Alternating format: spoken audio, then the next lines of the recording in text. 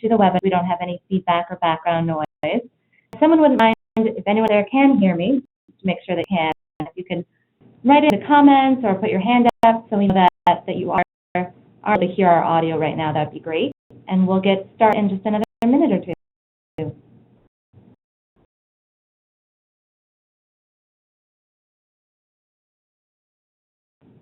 You can hear us. That's wonderful. So we're going to mute ourselves for another minute as we let a few more folks filter in, and we'll get started in just another minute or two.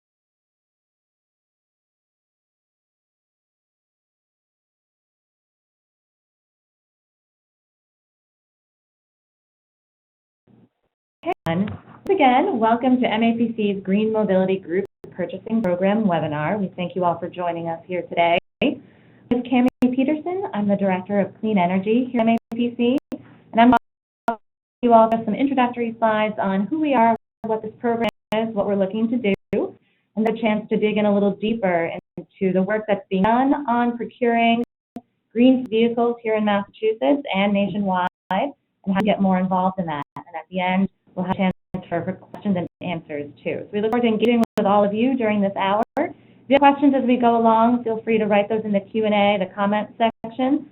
You can also click on the little button to put your hand up. We'll save questions for the end, but if anything's really pressing, we might be able to address it during the progression of the webinar.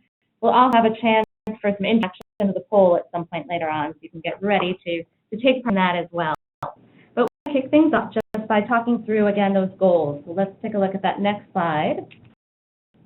See if it's working on our end.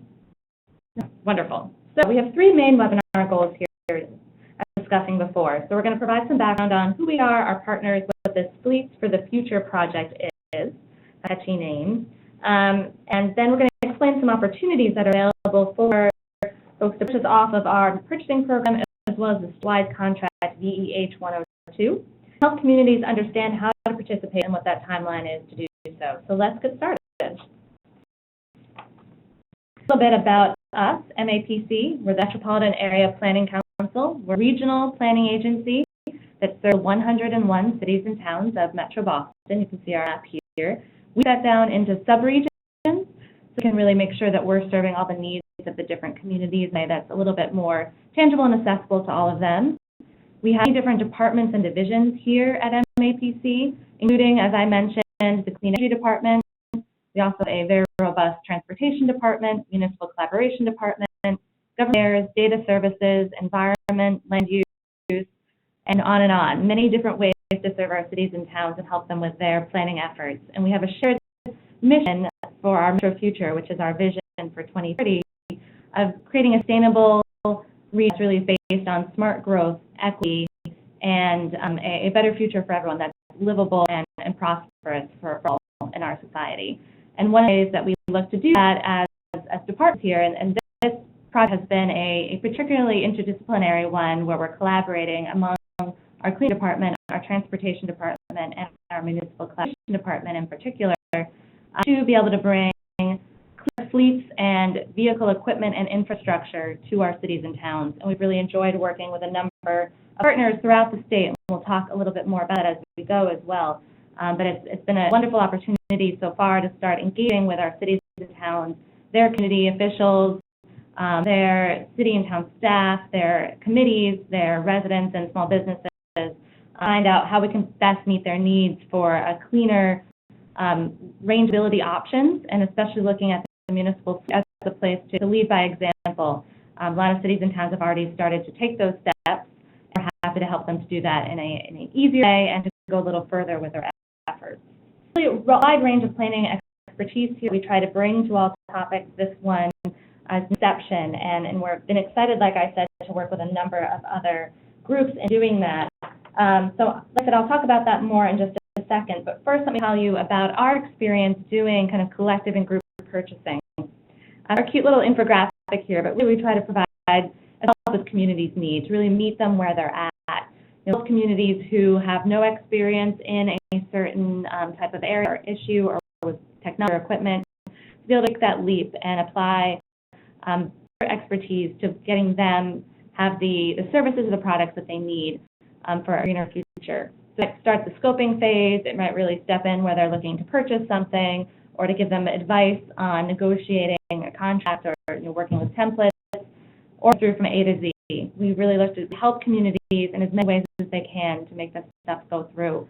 To say, from my experience in the Clean Energy Department, there's a lot of communities that are interested in this, but very few of them have the capacity to staff to focus on it. There's just too much going on, too many tasks that everyone has to take on. So we've come together to provide that expertise so that every single community doesn't have to go out and do a procurement for themselves, to write up all the documents, to interview all the different vendors, do their due diligence. We can do that one time for a number of communities. There's so many efficiencies in that and creates such an easier process, and a lot of times reduces cost as well, which is win-win. That's something that we've found to be a very successful model. Some examples of that you'll see listed up here on the screen: the Police Vehicle Cooperative Purchasing Program, our fire apparatus group purchasing. So with our Police Vehicle Cooperative Purchasing, I'll give you just a little taste of it. We have a program through the Greater Boston Police Council, GBPC. And what's very cool about this is that communities nationwide can become GBPC members, and that allows them to buy off of the contract that we've negotiated and established. And that gives them access to vehicles, both the lighter weight side, also the medium and heavy duty vehicles, things like Chevrolet, Ford, Dodge, Freightliner, and International, the types of vehicles that we really see our municipalities using. It includes things like police cruisers, in addition to those medium and heavy-duty trucks and others that cities and towns all around the Commonwealth and beyond need for their fleets to get the work that they have to do done. So we're able to serve as that purchasing agent for GBPC and bring our expertise in procurement and responsiveness to the needs of the entire GBPC membership. And that's really something that's open to all communities. So we created this shop and buy program so the communities can choose what they need, handle the entire bidding process. We manage the contracts. We respond to any issues that come up, because in all cases we've all seen, any of you procurement folks out there, that purchases can hit snags, and we've been able to be very helpful in stepping and being that intermediary. Just want to love how we have a lot of experience over years of doing this type of group purchasing. We've also on the energy side, on energy services, things like LED streetlight, retrofit, municipal solar projects, community electricity aggregation, many examples, and also things like for bus and for parkers, a lot of other kind of ways that we've helped communities go through group purchasing. So I won't need more time on this, but just to give you a little background on how we can work, and we've been partnering with some partners and national partners that have allowed our work to go even further. We very much have appreciated our time spent working on contracts that are available to all of those who are public entities in Massachusetts, as well as any entities beyond Massachusetts that would like to buy off of this. We've worked with the Department of Energy Resources and the Operational Services Division in developing this new statewide contract that many of you might have already heard about, EEH 102, and it's for advanced vehicle technology. And so we'll talk more in depth about what you can buy off of that contract and how this program is going to interact with that program. But it's been something that was just released and went live this past October, and it's going to provide a lot of opportunities for cities and towns to advance their vehicle technology, to really green their fleets and the options that they have available to them. That ties into a project we've been working on here at MAPC nationally with the National Association of Regional Councils, which is a project funded by the Department of Energy that funds what we're calling the Fleets for the Future project, also working with our state partners that I've already mentioned on that and others as well. And that will be a national project that brings together regional procurement. This group purchasing program that you're going to learn about more today being one of the efforts that will be tied together on this national scale program. the opportunity to get in on the ground floor on something that we hope will prove replicable across the country, and that we think has the opportunity to really to market across the country, to allow many more municipal fleets to become greener and have us become just what things are rather than kind of innovation. I put together a group purchasing advisory committee, a mix of these state, regional, and municipal partners that we have with varying expertise in alternative fuels to really help us to start designing this program, and you're going to learn a lot more about that today. So here's a larger list of our partners and those who are working with us on Fleets for the Future. That slide coming up for me right now, but we can share that with you all later. But really just shows, all that are part of this national effort. You can see regional planning councils from around the country. It's industry partners, it's clean city coalitions across the country, and this National Association of Regional Councils are all part of this large coalition working on Fleets for the Future. And with that is to not only accelerate the deployment of alternative fuel vehicles, but also to reduce their incremental costs and to build fleet capacity. So I think there's just a multi-pronged approach here that has a chance for a triple win. And we're focusing mostly on electric and hybrid conversion in this region, but they're all depending on the type of vehicle that you have. Propane and natural gas vehicle and infrastructure retrofits and upfits are also other possibilities. Turn it over. Over to my colleague Meg Aki here to fill in a little bit more about the opportunities at hand. Yeah, before we dive into the details of what the Green Mobility Group Purchasing Program is really going to be about, I want to give you guys a little bit more context to the program, and for the rest of the webinar, explain what VEH 102 provides and what we've been working on in 2016 with DOER and OSD. So VEH 102, as Cami mentioned, is a state contract that's available to all public entities in Massachusetts. It covers 3 different service categories. The first one being electric vehicle supply equipment, or charging stations, as they're more commonly known as. The third category is aisle reduction technology, so technologies that can help a vehicle stop idling. And then third, the aftermarket conversion technology. And the third category is really the focus of the webinar today. The Green Mobility Group Purchasing Program is seeking to take advantage of for cities and towns. So the aftermarket conversion technology, into more details later on in the webinar, it provides communities with the opportunity to either upfit or retrofit common municipal fleet vehicles that have high fuel use and don't necessarily have cost-effective full battery electric solutions for municipal fleets. But we'll get into more details later on about what specific communities are available in Category 3. For now, it's just important to recognize that these technologies will help municipal fleets capture both cost and fuel savings, and also help communities reduce their emissions from vehicles. We talked a little bit about the Fleets for the Future project. And so the Green Mobility Group Purchasing Program is our branch of what we're going to pursue in terms of an aggregate purchasing program to advance the adoption of alternative fuels. We've been working with a ton of technical advisors, including Meister Consulting Group. So we're collecting sort of these best practices around procurement for alternative fuel vehicles. So this grant with the National Association of Regional Councils was focused on engagement to figure out what procurement and purchasing models best within our region and the existing programs we have here in Massachusetts. So to start with, we had a couple of different surveys. We did a broader survey through the program where we had 13 municipalities respond, and then we also surveyed our advisory committee to get their input on what would be the best direction for this project. And so the interesting thing is that when we asked communities what they're most likely to purchase in the next 2 to 3 years, we found that a lot of communities are already planning to make those purchases for electric or plug-in hybrid vehicles. But when we asked our advisory committee, what do you think municipalities need the most assistance in purchasing, and where could MAPC be the most helpful in terms of providing that start-to-finish procurement assistance? Majority of folks found that heavy-duty alternative fuel vehicles is where a lot of unknowns and not necessarily the same supports here in Massachusetts as we have in the light-duty electric and plug-in hybrid space.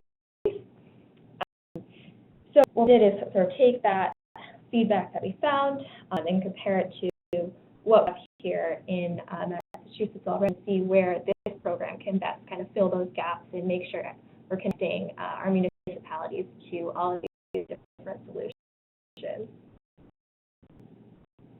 So with this in mind, we took a look at the existing alternative fuel landscape here in Massachusetts. And as you can see, in Massachusetts, we're really lucky to have several key programs in place supporting municipalities and transitioning to alternative fuels. However, a majority of these are really focused on the light-duty EV market, especially within the public sector. We have DEH 98, which is the statewide contract for light-duty vehicles. It has clean fuel options available. We also have the Mass EVIP program for fleets and green communities, which provides critical funding to support these purchases within the duty space and for electric vehicle charging equipment. And also now with DEH 102, of course, we have that support in how to procure charging infrastructure. So where we kind of see the Green Mobility Group purchasing program fitting into this is providing that support and connecting existing opportunities to help municipalities take steps to convert the rest of their fleets beyond the light-duty vehicle space to alternative fuels. So through this program, MAPC will be bringing together interested communities into a group purchase, take advantage of the bulk pricing that we already have assured within the DEH 102 contract. These are guaranteed discounts that the vendors have listed out within their pricing models available through the statewide contract, and then convert these commonly occurring municipal fleet vehicles to cleaner fuel systems. On the funding side of this, where we see our program really connecting with the Green Communities program and the funding that they provide for these hybrid conversions, and potentially DR's clean vehicle grants.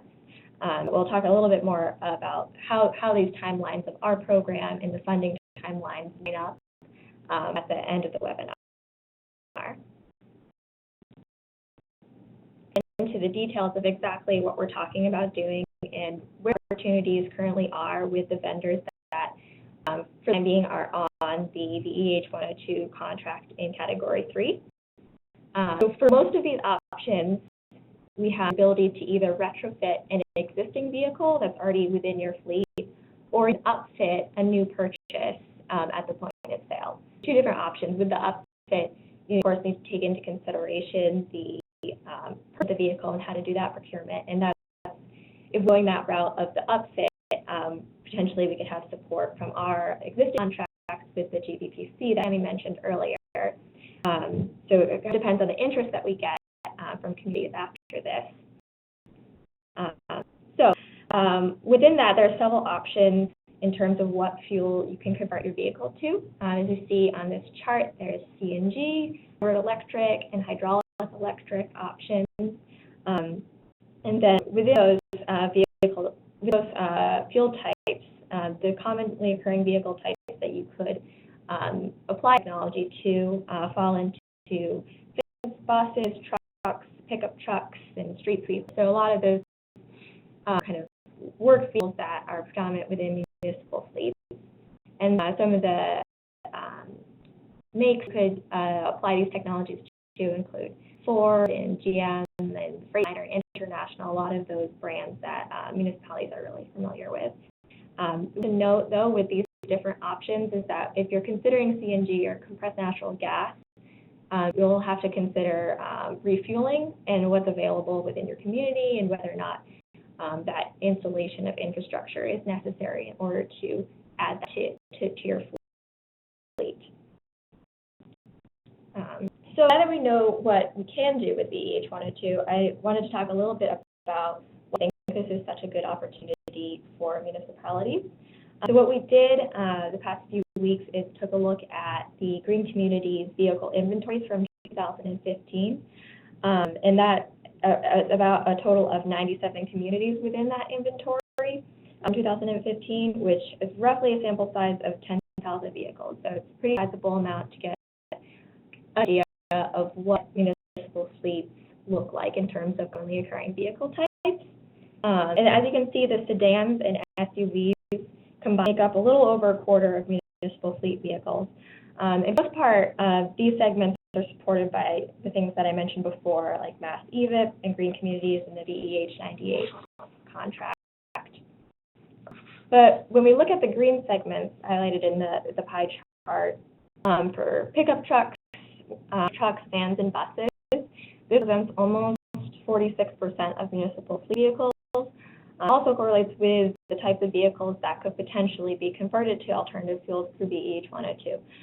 So this is sort of where we made that connection of this huge opportunity to make some changes within municipal fleets, leveraging the work that we already did on VEH 102 and connecting municipalities to this opportunity. In addition to looking at the types of vehicles found within municipal fleets, we also discovered that nearly 50% of municipal fleet vehicles are Ford. Some of the other popular makes include things like Freightliner and International, Bluebird, and Chevy. Which, speaking to the choir, you know it's in your fleet, but it was really helpful for us to see kind of what the distribution looked like over a much broader range of communities than we were able to look at before. Now that we discussed kind of what the potential there is for group purchase and why we chose to develop the Green Mobility Group Purchasing Program, we really hear from all of you who called into this webinar of these opportunities. Which one are you actually interested in pursuing? So thinking about the different technologies for CNG, hybrid electric, and solid electric, we have two poll questions for you. And they are, if you represent a municipality, which vehicle types in your existing fleet, so vehicles you already have, would you be interested in retrofitting to an alternative fuel? And then the question has to do with new purchases that you have planned in the coming year, or that you would be interested in having those upfitted with any of these technologies. So we'll run the poll and give you a couple minutes to answer. And we really want to get a strong whole sense of what you're interested in, so don't take this as any kind of hard commitment to what you would actually want to do, but we want to get a sense of what vehicle types would be the most popular with folks.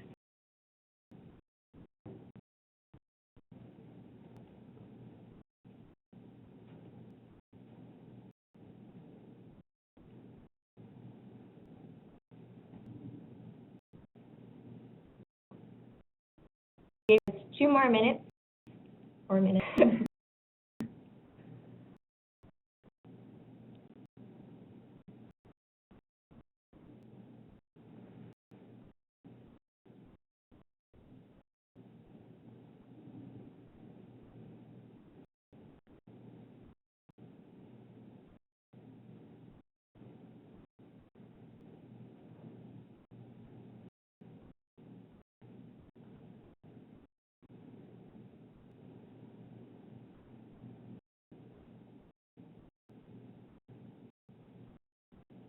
More seconds.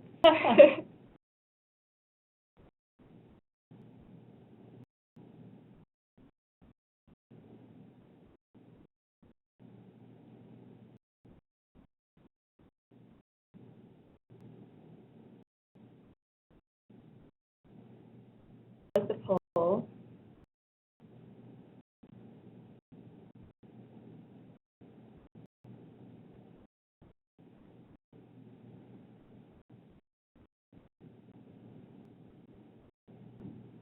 Great, so looking at the responses, folks are interested in the retrofit option as opposed to the upfitting, and we have a pretty interest in all the different types of vehicles, which is great to hear that everyone would be interested in pursuing different options. We had a couple more responses for pickup trucks and vans. Less so the buses and work trucks, but still some of you sounded like you're interested in those, so that's great.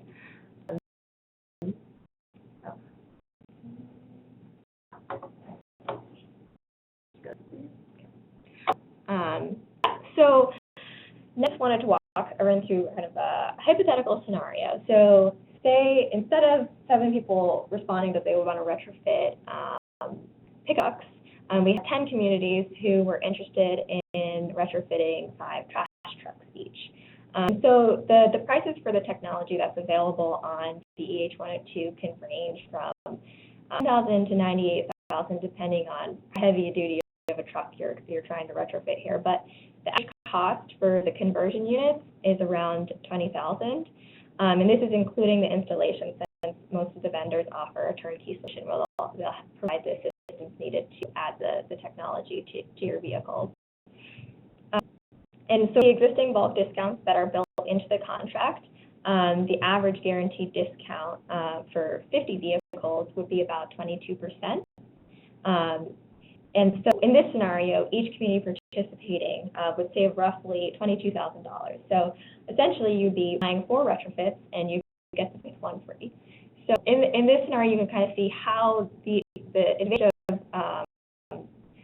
in this group purchase format can really bring you those savings and take advantage of the discounts that are already available on the contract.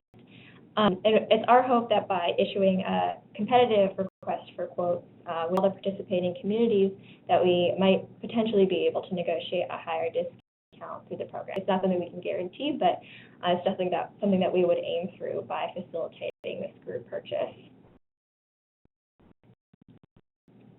How the program timeline and the rollout is going to look. Our goal as an agency is really going to be to help cities and towns through the bid process, handling all the paperwork.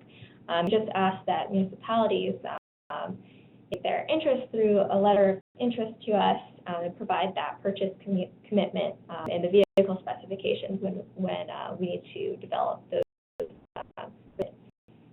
So what we're looking at is this spring to get letters of interest from communities who would like to participate in the group purchasing program, and hopefully issue bid mid-summer in July, carry out the bid process for the remainder of the summer, and the vendor then hopefully install and deliver the retrofits or upfits in the fall of 2017. If I can just jump in real quickly on that, I think reiterating a point that Meg was making, so that letter of interest phase, you wouldn't have to be committing to purchase any of these vehicles. Really, we are just trying to gauge your interest and know how to structure the bid. It would be at that time of issuing the bid, in this scenario in July, that's when we'd need more of the commitment so that we could get a hard and fast bid from vendors.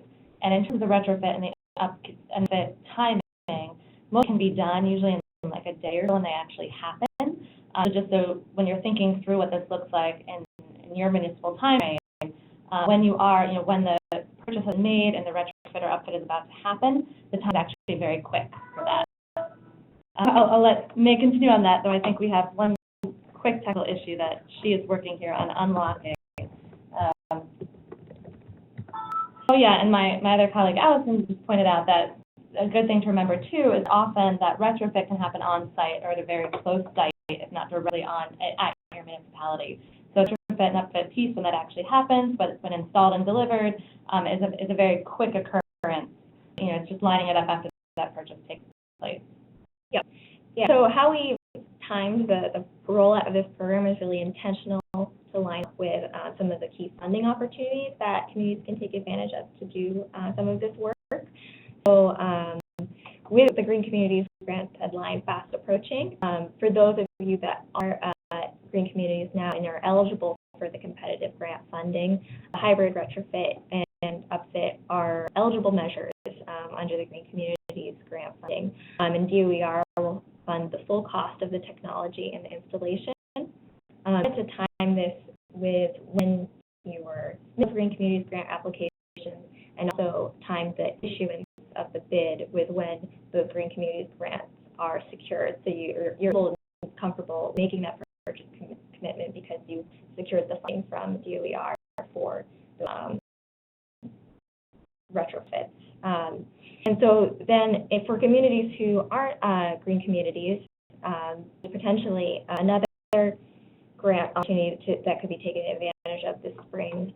The timeline is still to be announced, but we have heard that the Clean Vehicle grants that DOER is going to be facilitating will fund these conversions. They'll cover 80% of the differential cost of up to $4,000 per vehicle.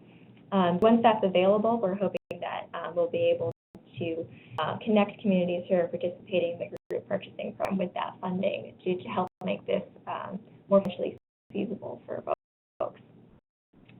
So with that, I guess we'll open it up to some of your questions that you've been typing into the box. And if you have any questions now, feel free to enter them into the Q&A box. If you have any really specific technology questions that we're unable to answer right now, we'll make sure to follow up with the vendors to get more specific answers for you. If there are any questions that we don't get to today, we'll make sure to respond after the webinar is over. And I have questions coming in, so I'll get started on responding to those. First, we were asked if we would have this presentation and available for download or sent by email. There's some technological challenges, audio connections some late to the entire webinar. And yes, we've been recording the webinar, so barring any technical challenges on our end in archiving that, which we don't anticipate, we will start sharing that with all attendees and can share the presentation as a PDF as well. Another question about how the bid would be, in the sense of when we are looking to collect community together into a bulk purchase, would we be at a new bid, a new RFP, or bidding off of an existing solicitation like EH 102? And really, it's the latter we are addressing here. So it is this, this contract that we've been discussing that we were able to establish along with the Operational Services Division and the Department of Energy Resources, as well as Department of Environmental Protection's support on it, that has all these technologies that Nick was walking through available with current vendors on there, and there's also the opportunity for vendors at some point added to that in the future that open up some other doors. But currently there are a number of retrofit and upfit conversion technologies that are available on there. And so intent would be to collect communities together that are interested, as Meg was taking that poll before, in the trash trucks or in pickup trucks, understanding what the interest in, the needs are in our communities to identify what we would be looking to purchase, and then put together the request for quotes, basically. So that type of bid is what we're really intending here.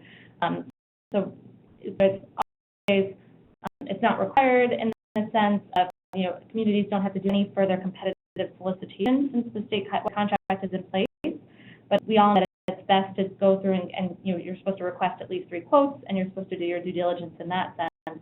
So by communities together collectively and doing that work for them, and kind of leading that selection process, we will be able to say, like in Meg's example, where, this community X is not only looking for 5 trash trucks, these 10 communities are each looking for 5 trash trucks, so there's 50 altogether, and so we can purchase those 50 at once off of the EH 102, and there are solicit quotes that are responding to that bulk purchase of 50 and be eligible then for that discount of 31 to 50 units, a better bulk price because of that, and possibly negotiate an even lower price. So our intent is to not create the wheel here. We're very proud of helping to put together the wheel, but to take advantage and really optimize that wheel to drive that analogy into the ground. So if that's not clear, anyone has further questions on that, definitely let us know. I'll continue down the list for now. So the next question is, so towns should start thinking about budgeting EH 102 for retrofitting for Springtown meetings. And yes, I would think that makes a lot of sense. For those of you who live in town, who have a governance system of town meetings, one to think about in terms of, budget season is right around the corner, that if you are considering retrofitting or purchasing some upfit vehicles, that is something you would definitely want to bake into your budgeting process for this spring. And if you have questions for that or concerns about it, or things that you figured out that you think could be helpful to other towns to know, please work with us on that, contact us and let us know. That's another piece that will bring down, I think, the cost, both the cost of the time put into this and the financial cost as well, if communities can also share lessons learned about how best to really include this in their budgeting. Mm-hmm. Obviously, other municipalities do this slightly differently, but there are a lot of common traits across. So let's see, the next question there, is there any way to change the purchase commitment to align with fall town meeting budget approvals? So I think we really like to get a bid done by the end of the summer. That said, we anticipate this really being the first round of that. So, through the responses we get in the letters of interest, we'll take those, one type of vehicle, or, a couple of types of vehicles that seem to be most in need, or that there's that most interest around, and run the process for those or that one first. And building on that, we hope to, and again, it could line up the second round very well with fall town meeting budget approvals. So we could potentially take advantage twice in that sense, if there's two different budgeting processes, or if one grant comes through and then the next, or if it doesn't line up to really do this for this spring, summer, to be able to do so in the fall, winter. So, if you do have questions on how you can secure more funding ready for the summer, then talk to us about that, because I think we want to be able to help communities to do that, and I think there are a few avenues out there. But it really seems to be for your community, it's going to work out better for the fall. And we certainly don't anticipate this being the one and only time it's happening. So let us know and fill out our letter of interest, and we can definitely then put you in a bucket for the next round or two of procurements, of soliciting quotes, bulk purchases off of the statewide contract. The question about whether non-MAPC communities are allowed to participate, well, certainly. It's available for any community throughout Massachusetts. And as we mentioned earlier, really any public entity throughout the country is eligible to buy off of VAH 102. For the program that we're running, I think we are looking at Massachusetts only, but perhaps there's a way to even expand it beyond that. I know one listening necessarily is looking to take advantage of that, but you never know. But certainly if you are in another regional planning agency territory, you are definitely eligible to participate, and we encourage you to complete their interest that we will send out shortly following this webinar, and to just disseminate it. If you know others in your territory, your region, your part of the state, or otherwise that might be interested, you can let them know, and you can certainly share it with them. Next question is the DOER vehicle program TBA only for non-green communities, or can GCs also apply for this? We do have some DOER folks on the webinar. I don't know if I'm from green communities here at the moment. We can get into this. I don't know if any of my colleagues. I'm fairly certain that it's open to non-green communities and green communities, but we double check on the eligibility for that funding, and it's still being worked out and will be announced with more details soon. I hope. Exactly, more on that soon, but that would be my anticipation also, that it would be available to all cities and towns in Massachusetts. Let's see, next question, any ideas about continuing the program for a second round next year? I think I addressed that, yeah, it might even be sooner than next year, as we might roll something out even in the fall, but soon for that.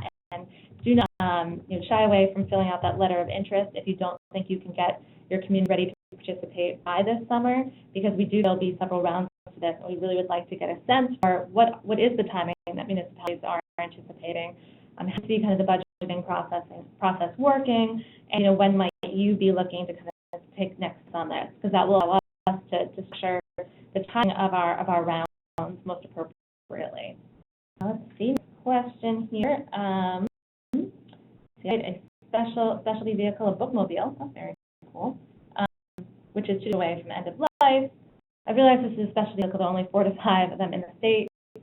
I think, in terms of that particular vehicle, but specialty vehicles overall, at this point, if there isn't a type of equipment that would allow that vehicle to be converted to a cleaner fuel vehicle through VH 102 currently, probably would not be something that we'd be able to take advantage of right at the moment. But I think there's always the capacity for both additional types of equipment and technologies to be added to the statewide contract, or enough interest to be added into something that we at MAPC or others are doing on this.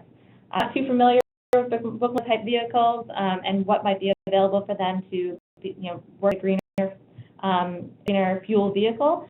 But as many things as we can green, the better. So if that's something that you have more information on that you'd like to share with us, certainly send that in. A question here about how conversions affect existing warranties. So my understanding is, and we can speak to the vendors more about this for each piece of equipment, but for most of them, if not all of them, they do not affect existing warranties. So your warranties remain intact. OEM is left completely intact. And it's not something that you have to worry about, that you are giving up that warranty or any of the protections on it if you use to retrofit or upfit one of your vehicles. Okay, next question, how will the payments to the vendor work? Will MAPC pay the aggregate price and be reimbursed by municipalities that are participating, or will the vendor contract with each community independently? My understanding it would probably be an independent contract, or maybe something that we're working out. So if you have thoughts on this, I mean, I'm assuming that for communities it would be easier for us to be, pay an aggregate price and be reimbursed. Maybe not, because then you'd have to wait for that reimbursement and setting that up. Different types of contracts, we've done different things. Really, there is an independent contract between a vendor and a municipality, but it would be getting the quotes directly off of the state contract. Might be another vehicle that we can use. My should be that second, the vendor would contract with each municipality independently after we've established what the pricing will be. But that's still something that's under design, and if you are interested in kind of working through that more with us, please let us know. That's something the stakeholder group will be kind of taking up in the weeks and months ahead. Okay, next question. How to be advertising this initiative to communities? So this is the first steps of getting word out. We will also be sharing both materials as we are through this webinar, one-pagers, other information. This is our newsletter. We have a clean energy newsletter as well as an MAPC-wide newsletter. I'll be giving information out to state agencies to share, to other regional planning agencies to share. If other folks have ideas for how to get the word out even further, do let us know. But we kind of using all of our avenues at our disposal to kind of get the word out. The more letters of interest that we receive, the better we're able to structure the program. And the more communities that are interested in being part of a bulk purchasing program, the better deals that we can get for those communities. Obviously, there's great advantage to getting as many involved as possible. So using all of those types of avenues available to us, but others have ideas or are willing to also be champions of this initiative and get the word out, do let us know. And one of our energy manager friends point out that that some meeting budgets might already be too set. While I agree that probably is the case for a lot of communities, I think there have been set aside at times for different types of community projects and such might not have been as delineated in the capital budget ahead of time, or there might. I think we've heard that there are other opportunities to kind of play around within that budget. I could be incorrect about that. So again, hearing from you guys on if there's any flexibility to accommodate this project. And I think too it really would fit into for new vehicles. We are planning to purchase these new vehicles, and then we could add the upfit portion to it. Hear what you're saying in the sense that if you hadn't allocated the additional $10,000, $20,000 to upfit or retrofit a vehicle, that there will no longer be the opportunity to do that. So it really seems like that for towns, because for cities that'll obviously be a different process. To be a major challenge for this spring and summer. Do let us know, and let us know if there are ways of around that, other kind of options for coming up with that capital, or if it's somewhere it might be that for those towns that have already finalized what their capital budget would be for Springtown meeting, perhaps there's the second phase a couple of months later for those communities, and we can kind of work to make that be the best fit for communities that have that type of budgeting cycle. So I appreciate that. Thank you. I think what we're doing is that's most likely correct in the sense of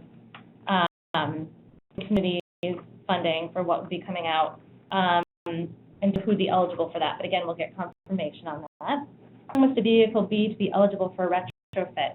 It's probably going to depend on the type of vehicle and the type of retrofit that you're looking at. I don't think I'm aware of there really being too many age requirements, so you'll have to think about how many more miles that vehicle is going to drive in order to make it worthwhile. My understanding is that the companies who do this type of service will look at the vehicles and make recommendations based on the age of the vehicle, its use, condition, and miles driven. So it's evaluated by the company, and that's part of the recommendation.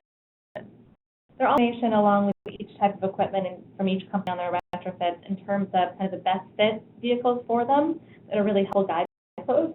You can look at too in terms of payback, how many more miles would you need to get out of this in order to make that payback make sense. If you're thinking this vehicle's useful life is probably only 4 more years, and you would need to be driving it years at the current mileage that you have for it to kind of break even, then you might know, okay, this vehicle is already too old. But that's something that we and others should be able to work through you, and there's materials out there that can help you with that decision-making as well. The questions have been coming in fast and furious. I think they'll have hit a lull. I don't want to cut anyone off if there are other thoughts or questions coming in. So we'll wait more minutes to see if anyone has anything that they want to discuss or any questions that they have. And you've got thinking about a few more things too in terms of budgeting cycles and how for payment lender and otherwise can work. And like I have our stakeholder group that Meg alluded to will be meeting regularly this spring as we look to design this program. We want to make it most responsive to the needs of the communities that potentially be involved. And so really that kind of feedback is incredibly helpful. Any additional thoughts that you guys have around that, or we can look to check back in with different communities too, and hopefully another kind of webinar or outreach event like this. But those are helpful things to us and things that we hope to design in the coming weeks. Here's a question. Can you include the information about the payback period for vehicles with the phone email you send us with a copy of the PowerPoint? We certainly can look at putting that together. It is a different scenario depending on the type of equipment and the type of vehicle that is being retrofit, but we can look to start to collect that, or at least to point you to where you can find all of that information, certainly.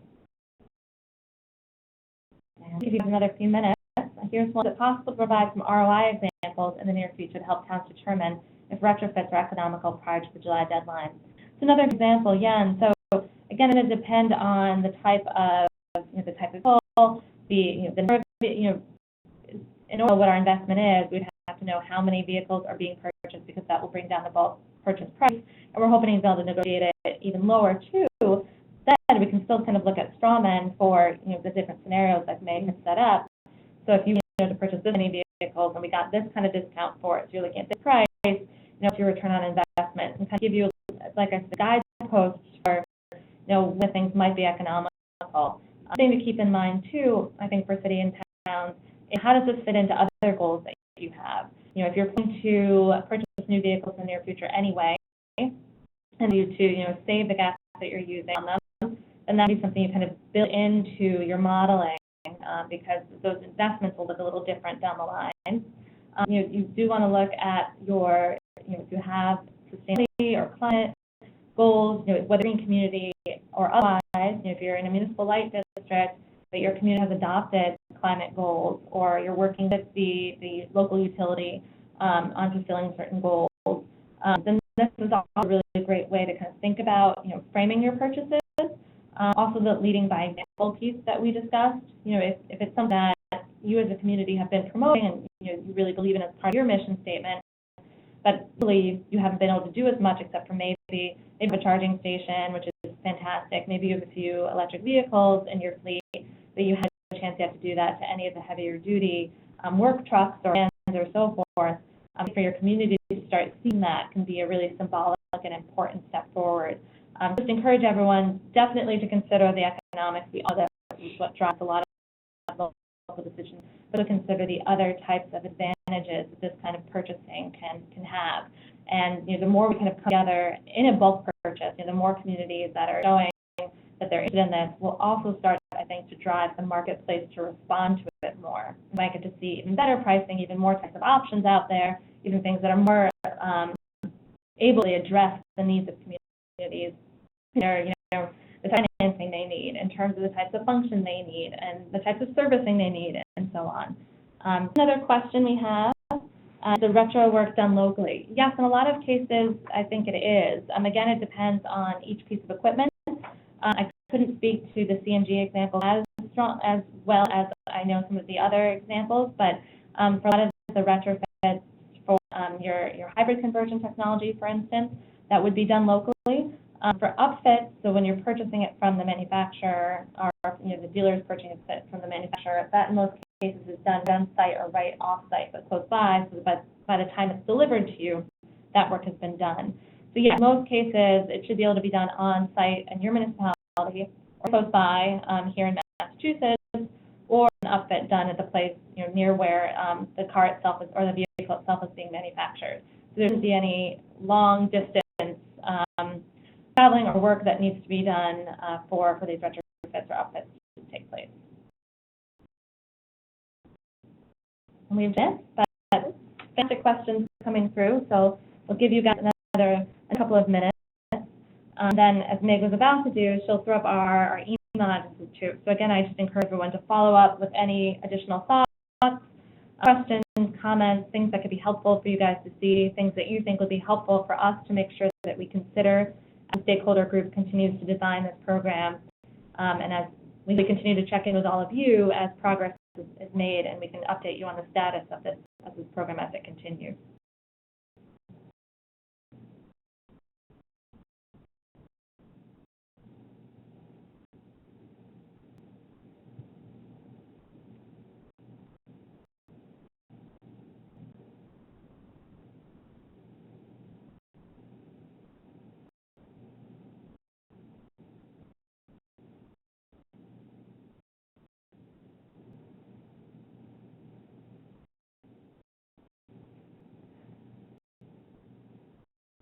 Okay, here, this might be a great last question to have.